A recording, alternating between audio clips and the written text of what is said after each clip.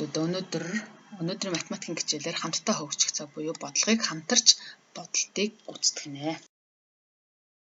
За 1-р бодлого цаг агаарын мэдээг ашиглан асуултанд хариулаарай гэсэн байна. За Улаанбаатар хотод хасах 4 градус, Бээжинд хасах 7, Сөүлд 1 градус, Москвад хасах 30 градус, Делид нэмэх 17 градус гэсэн цаг агаарын мэдээ өгөгдөжээ. За 1-р асуулт. Хамгийн хүйтэн хотын нэрийг бичээрэй. За сая сайн ажигласан бол та нар бичиж чадах баха.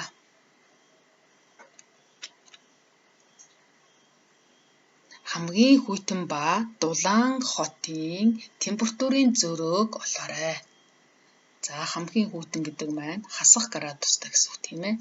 За хамгийн дулаан гэдэг маань болохоор нэмэх градустай тооны тэр хоёр хотын зөрөөг олох нэ. За Дели Бээжингээс хэдэн хэмээр дулаан бэ? За хэдэн хэмээр дулаан бэ? Тэр зөрөөнүүдийг олохдоо тоон шулууна ашиглан зөрөөг тооцоолоорой хүүхдүүд. За бодлого 2. 6 см диаметртэй тойргийн радиусыг олж тухайн радиусыг 2 см-ээр багасгаж зураарай гэсэн бодлого өгөгдөжээ. За энэ бодлогыг бодохдоо багш нь тойргийн диаметр түүнээс радиусыг яаж олж болох вэ гэдэг бодлогыг нэгэн тойрог дээр тайлбарлая. Харин энэ тойргийг зурхгүй шүү хүүхдүүд. За тойргийн диаметр гэдэг маань тойргийн төвийг дайруулан тойргийн нэг цэгээс нөгөө цэг рүү татсан шулууныг хэлдэг. За энэ тойрогт тэгвэл радиус маань хэд байна вэ? Ажиглаараа хүүхдүүд. Зүйтэй. Өөрөөр хэлбэл диаметрийг 2 хуваасны нэг нь радиустай тэнцвэнэ. Харин эсвэргээрээ радиусыг 2 дахин авсан нь диаметртэй тэнцвэнэ гэсэн үг. За тэгвэл 6 см диаметртэй тойргийн радиусыг олохдоо 2 тэнцүү хувааж өгнө. За энэ нь болохоор 3 см буюу тойргийн радиус нь гарч ирж байна. За энэ радиусаа бид нэр 2 см-ээр яах нь багасгах нь. За тэгвэл 1 см. Одоо яг жинхэнэ зурах тойргийн радиус гарч ирж байна. Та нар дэвтэртээ 1 см радиустай тойргийг зурах нь байна. За дэвтэртээ бие даагаад зураарай хүүхдүүд. За бодлого 3. Ах 1 м 80 см өндөртэй, эгч 1 м 72 см өндөртэй, дүү 1 м 20 см өндөртэй бол эдгээрийн өндрийн хэмжээг хэрчмэн диаграмаар дүрслээрэй гэсэн байна. За тэгвэл диаграмаар дүрслэхийн тулд эхлээд бүгд нэр диаграмаа зурах ёстой. За энэ диаграм дээр бүгдээрээ эхлээд диаграмаа тэнцүү хуваая. За сайтар ажиглаарай. Багш нь тэнцүү хуваалаа. За одоо ахын өндөр, ах, эгч, дүүгийн өндөр бүгд 1 м-тэй байна. Харин сантиметрийн ялгаатай байна. 80, 72, 20 см ялгаатай. Тэгвэл би энэ хэмжээг хамгийн бага нь метр 20-оор авч болно.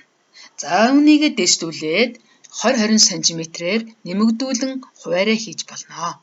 За 1 м 20 см дараагийнх нь 1 м 40, дараа нь зүйтэй 1 м 60, 1 м 80. За 80 дээр 20-ыг нэмэхээр 2 м гэсэн жишээтэйгээр хуваарай хийж болох нэ. За одоо бүгдээрээ хөндлөн хэвтээ диаграмынхаа хэвтээ тэнхлэгийг нь тэнцүү хувааж өгье. За үүний тулд багш нь дэвтрийг нүдээр 5 нүдтэй тэнцүүлж хуваадаг тийм ээ.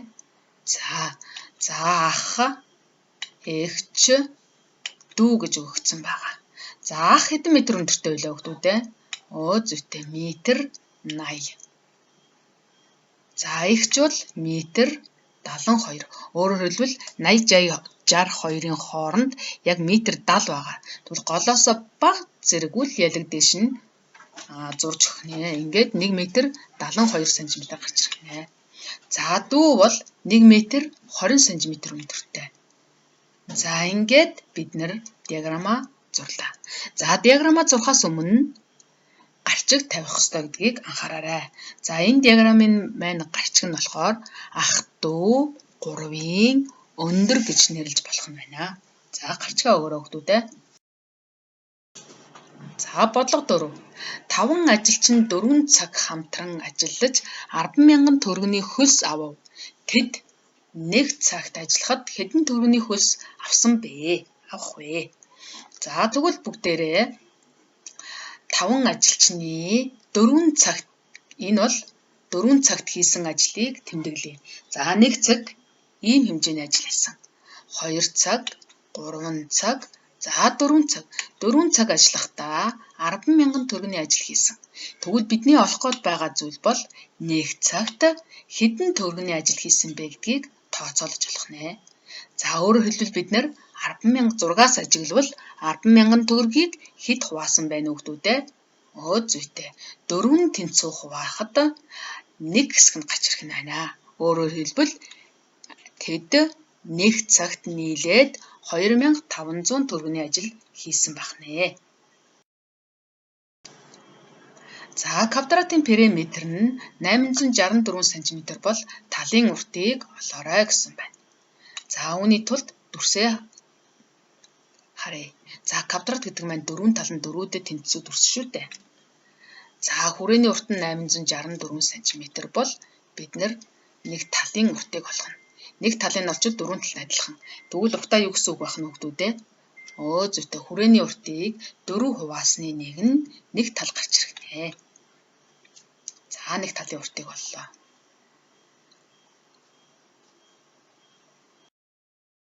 Өчигдрийн бодлогыг мөн сэргээн санах үүднээс багш нь термометрээр тэмдэглээд будаарай гэсэн даалгаврыг өглөө. За эхний термометр дээр багш нь нэмэх 5-ыг тэмдэглэсэн байна. За тэгвэл та нар бие дагаад 8 градус, хасах 12, хасах 17-г термометр дээр будаарай хүүхдүүдээ.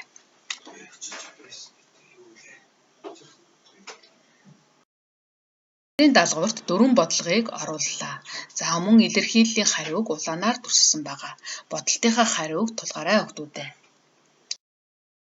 За гэр гэртээ байж дэглэмээ сахиж байгаа хүүхдүүдтэй баярлалаа. Хичээлээ анхааралтай хийгээд багштай илгээгээрэй. Анхаарал хандуулсан хүүхдүүдтэй баярлалаа.